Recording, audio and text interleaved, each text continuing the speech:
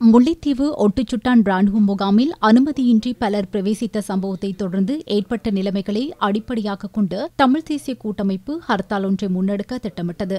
ராணுவ முகாமில் சிலர் பிரவேசித்த சம்பவம் தொடர்பாக ஒருவர் கைது செய்யப்பட்டு விளக்கமறியலில் வைக்கப்பட்டார். அத்துடன் இது தொடர்பாக முறையான விசாரணை இடம்பெறும் சந்தர்ப்பத்தில் ஹர்த்தால் ஒன்றுக்கு திட்டமிடுவது அரசியல் நோக்கத்தில் ஆகும் என அரசாங்கம் சுட்டிக்காட்டியுள்ளது. எனினும் யாழ்ப்பாணம் மற்றும் திருகோணமலை மாவட்டங்களில் ஹர்த்தாலில் மக்களின்மையினால் அது முற்றாக பிசித்து போனது. வடமாகாணத்தில் அரச நிறுவனங்களும் பாடசாலைகளும் வழமை போல் இயங்கின. வர்த்தக சங்கங்கள் ஹர்த்தாலுக்கு ஆதரவு வழங்காததால் தமது வர்த்தக நடவடிக்கைகளை வழமை போல் முன்னெடுத்தன. போக்குவரத்து நடவடிக்கைகளும் தடையின்றி முன்னெடுக்கப்பட்டதாக அறிவிக்கப்படுகின்றது. மட்டக்களப்பு மாவட்டத்தில் ஒரு சில வர்த்தக நிலையங்கள் மூடப்பட்டிருந்தன. பொதுச்சேவைகள் இடம்பெற்றதுடன் ஏராளமான வர்த்தக நிலையங்கள் திறக்கப்பட்டிருந்ததாக எமது செய்தியாளர்கள் தெரிவிக்கின்றனர். இதே நேரம் அம்பாறை மாவட்டத்தில் எங்கும் ஹர்த்தால் இடம்பெறவில்லை என மாவட்ட செயலாளர் தெரிவித்துள்ளார். மாவட்டம் முழுவதிலும் சகல நடவடிக்கைகளும் வழமை போல் இடம்பெற்றதாகவும் சகல வர்த்தக நிலையங்களும் திறக்கப்பட்டிருந்ததாகவும் அரசாங்க அதிபர் தெரிவித்துள்ளார். இலங்கை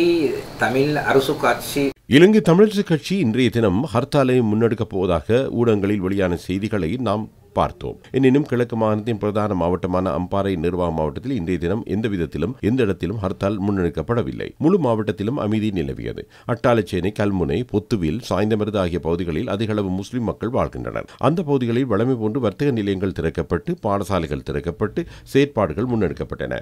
தெய்யத்த கண்டிய, பதியத்தலாவ, மகாஓய, உகன, கமன, அம்பாறை மற்றும் லாவுகல ஆகிய பகுதிகளில் அதிக அளவு சிங்கள மக்கள் வாழ்கின்றனர். அந்த பகுதிகளிலும் வழமை போன்று மக்கள் தமது செயல்பாடுகளை முன்னெடுத்தனர். ஆலியடி வேம்பு, நாவிதன்பள்ளி, திருக்கோவில் போன்ற தமிழ் மக்கள் பெரும்பான்மையாக வாழும் பகுதிகளிலும் வர்த்தக நிலையங்கள் திறக்கப்பட்டு ஏனைய அரசு நிறுவனங்களும் திறக்கப்பட்டு வழமை போன்று செயல்பாடுகள் இடம்பெற்றன. எவ்விடத்திலும் ஹர்த்தாலோடு தொடர்புடைய எந்த மக்கள் ஒன்று கூடலையோ கடையடைப்புகளையோ காண முடியவில்லை. ஹர்த்தால் வியாபாரிකින් තොරව මේ දක්වාම පවත්වාගෙන යන බව ඇත්තටම මේ අවස්ථාවේදී ප්‍රකාශ කරන්නට අවශ්‍යයි. வடக்கில் தோல்வியடைந்த அரசியல்வாதிகள் இனவாதத்தை தூண்டி மக்களை குழப்பும் முயற்சியில் ஈடுபட்டுள்ளதாக அமைச்சர் வைத்தியர் நலிந்த ஜெயதிச தெரிவித்துள்ளார். இந்த அரசியல்வாதிகளின் செயற்பாடுகள் தொடர்பாக புரிந்துணர்வுடன் செயற்படுமாறு அமைச்சர் பொதுமக்களை கேட்டுள்ளார்.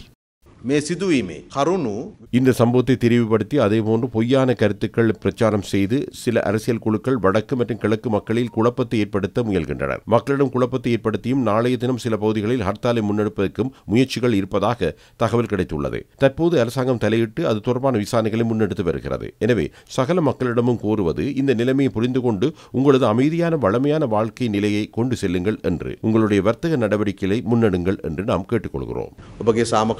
ජීවිතය පවත්වාගෙන යන්න